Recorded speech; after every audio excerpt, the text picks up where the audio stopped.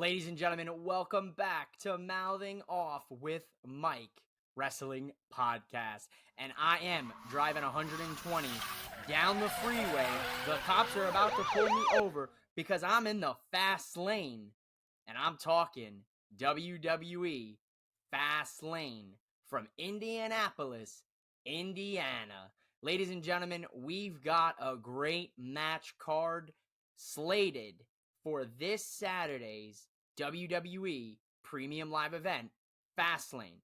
We are going to touch on the matches. I'm going to give you my predictions. I'm going to tell you what I think might happen, who I think will win, and what that means for the next couple months with WWE. Don't go anywhere. You are watching and listening to Mouthing Off with Mike's Fastlane Predictions. Don't go anywhere. You heard the intro, ladies and gentlemen. I am talking Fastlane this Saturday for WWE. The first match that I am going to start off with on this pretty solid match card. Now listen, a lot of people complaining about the build of Fastlane, that they kind of threw it together within the last 2 weeks. And I mean, we've seen that a few times with AEW. I know it's been brought up before, but I don't really see it as a big to-do. Not as much as some, people on the internet wrestling community would like to, portray. Not really that big of a deal for me because I think the match card rounded out very nicely. The LWO, the Street Profits, and Bobby Lashley have been going back and forth here now for a couple weeks.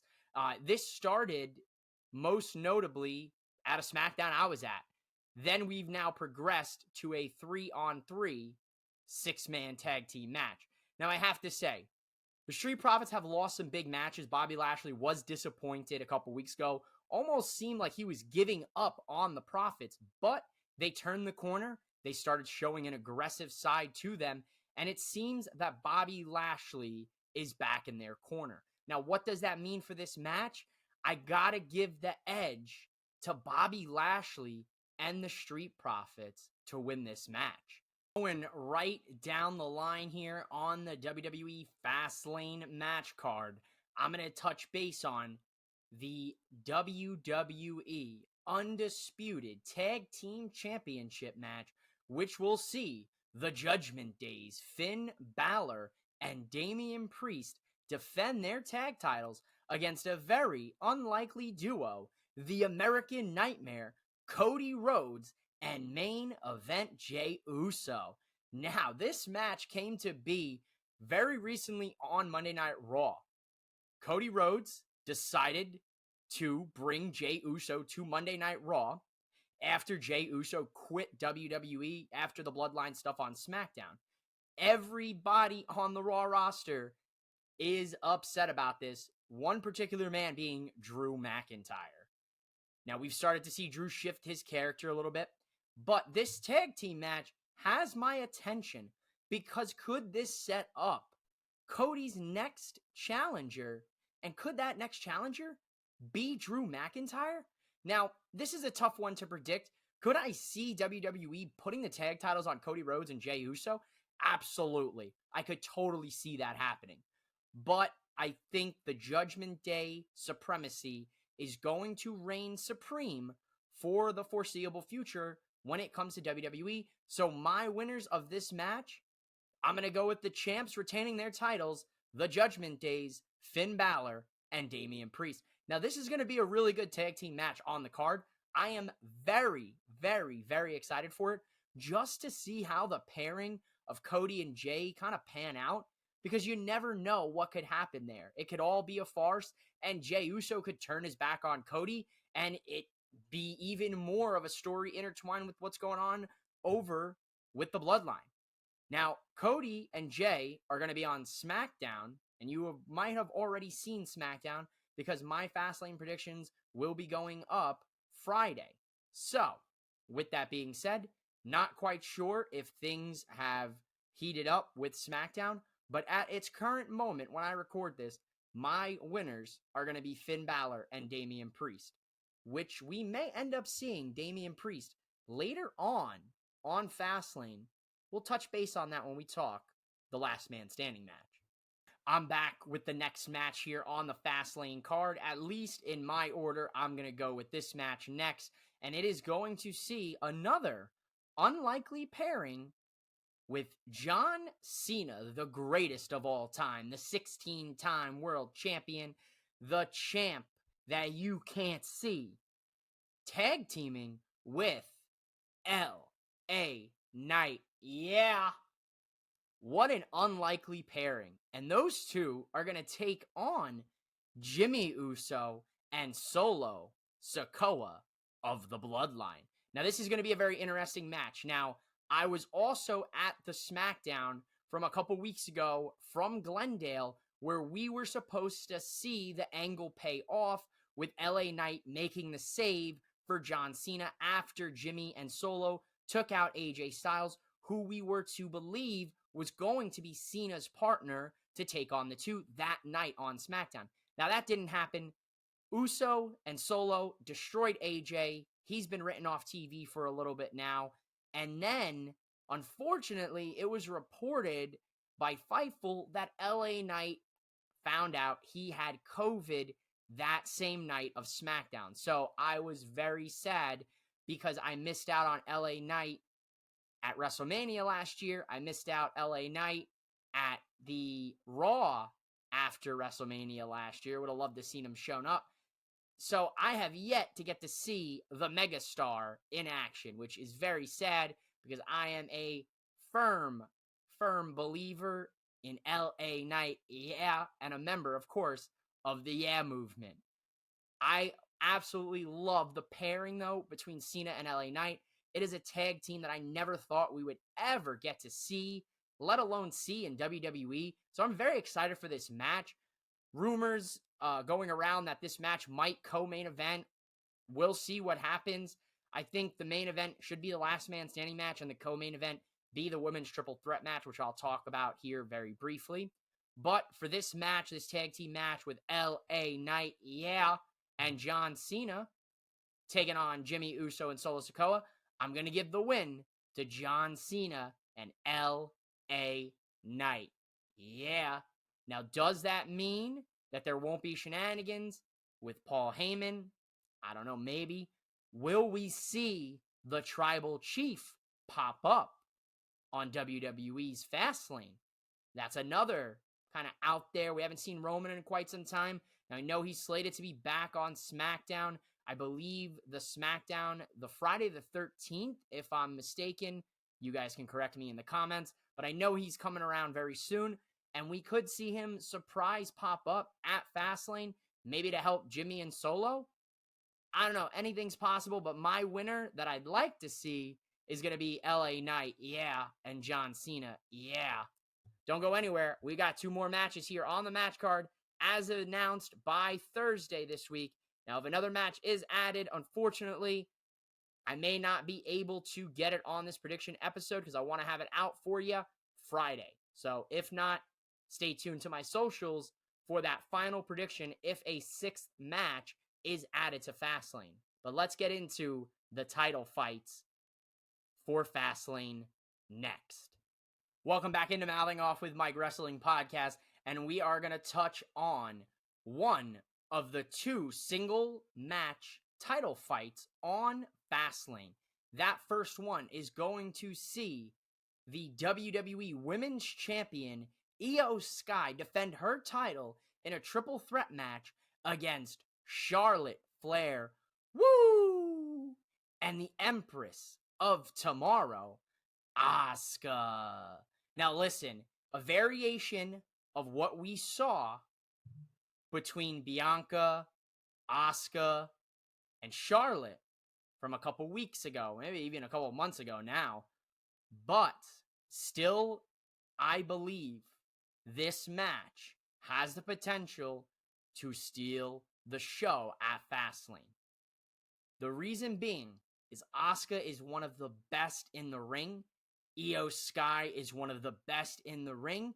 And Charlotte Flair's pedigree goes without saying because she is, in fact, one of the greatest women's wrestlers in WWE's history. She is a 15-time women's champion, and she very well could be the one to break her father's record of 17 world titles. Now, we know Rick's record is at 16. John Cena is tied for that on the men's side. But I could see maybe WWE giving Charlotte the 17-time championship win before Cena, maybe. It's a possibility. A lot of people have really not thought about it in that regard, but I've always considered that WWE may have Charlotte hit 17 in order to break her father's world title record. And there doesn't need to be a gender affiliated with it. If you're a 16-time world champion or a 17-time world champion, whether you're a man or a female in the WWE, I think that's an accolade in itself. And I think, yeah, that breaks Ric Flair's world title record. With that being said, this match gonna be a banger, banger, banger. Insert the Sheamus tweet, banger after banger after banger. These three ladies are gonna tear the house down, and I am gonna pick the champ, Io Sky, the genius of the Sky, to retain her women's championship. Now, rumors going around this week that the newest blockbuster signing to the WWE women's division, Jade Cargill, might be in attendance at Fastlane. And if that's the case, I would love, even if she's just in the crowd and they show her, I would love to see her sitting ringside during this women's title match. Because with the superstar and the caliber that she brings to the WWE women's division, it would go leaps and bounds for WWE to show, hey, look, we signed Jade. Jade is here. Jade's a superstar. Oh, and by the way, Jade's got her eyes on the women's title picture for SmackDown. And then I'd love to see her pop up on Raw with Rhea and keep eyes on Rhea. I would have loved to have seen her in NXT at some point, but it sounds like the creative plans are to get Jade on the main roster as soon as possible. And I hope we see Jade for the first time on a WWE television screen at Fastlane this Saturday. But the winner of the match, I think, will in fact be Io Sky. Now, when we come back here to Mouthing Off with Mike, we are getting into the last match on the match card.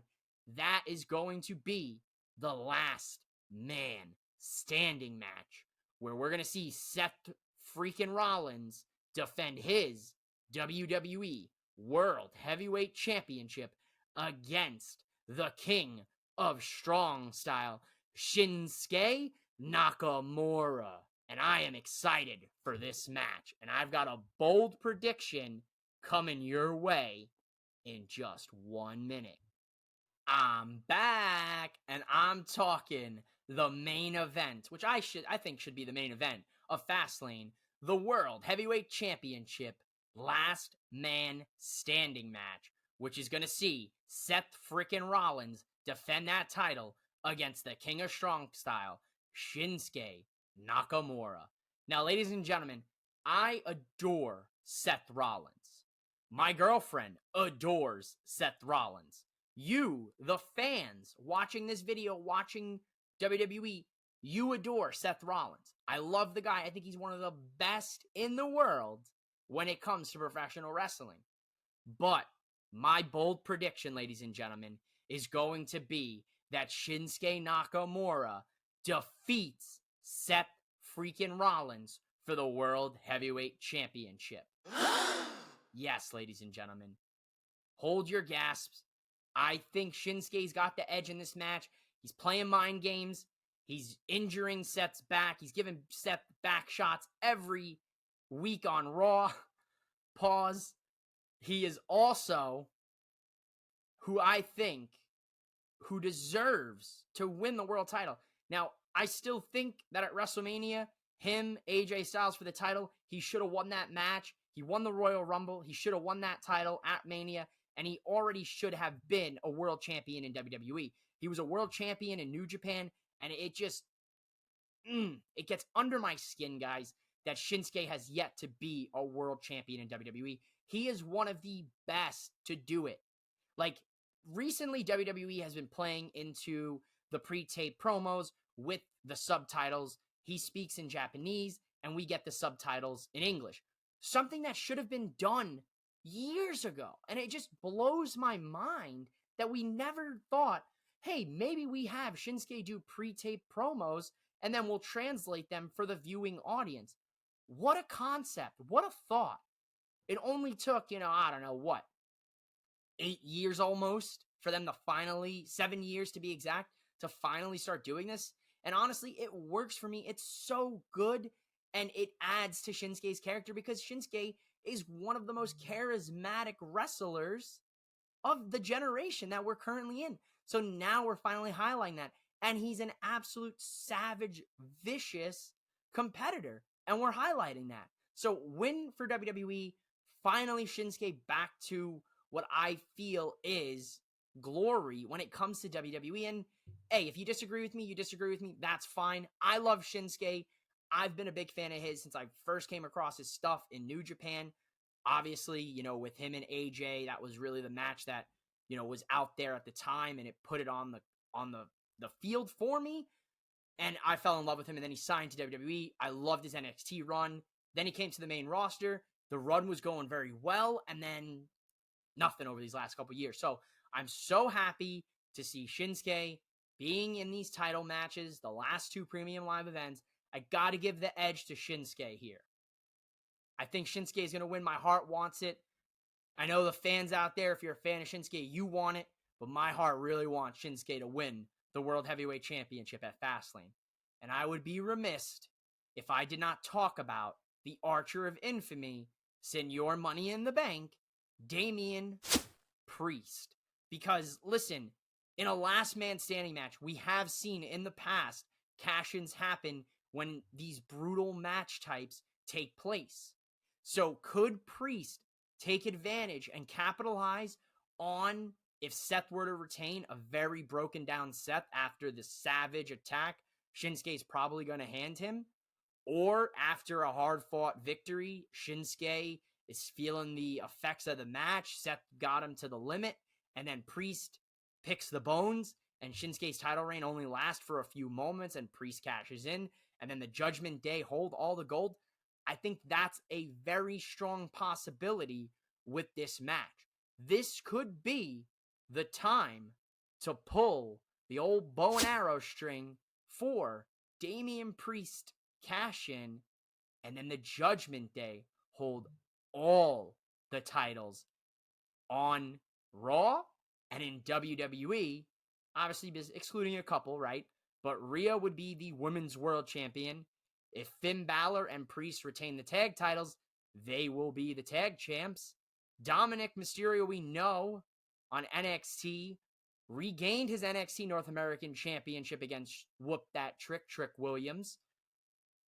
And if Priest cashes in the Money in the Bank, he'll be a double champ, and they'll hold all the gold for Monday Night Raw and some gold from NXT. So a lot to keep an eye on with this last man standing match. But me personally, I want Shinsuke to at least be in the history books as a world champion, bare minimum, if Priest decides to cash that old briefcase in. Ladies and gentlemen, that's Fastlane. Like I said during the episode, I am recording this on Thursday before SmackDown does officially happen. So if a match or 2 matches are added to the Fastlane card, stay tuned to my socials at MOWM_podcast, and I will drop my predictions for those final match, 2 matches, whatever the case may be. But if WWE keeps the match card to 5 matches, then you've got all the predictions right here on the Mouthing Off with Mike Wrestling Podcast, Fastlane Predictions. I also have the Spooky series going on. The new episode for the Spooky season series will drop next Wednesday again after Dynamite. So stay tuned for my socials again at MOWM_podcast, where I will announce formally who the second episode is going to be. And there are still hints in this video on who the next 2 episodes are going to be. So not only are there hints for the next episode, but the episode following that. So stay tuned. Make sure you like this video. Comment who you think is going to win at Fastlane. And don't forget to hit that subscribe button so I know that you're following the Mouthing Off with Mike Wrestling Podcast. go out there and enjoy some pro wrestling. Mouthing off, Mike.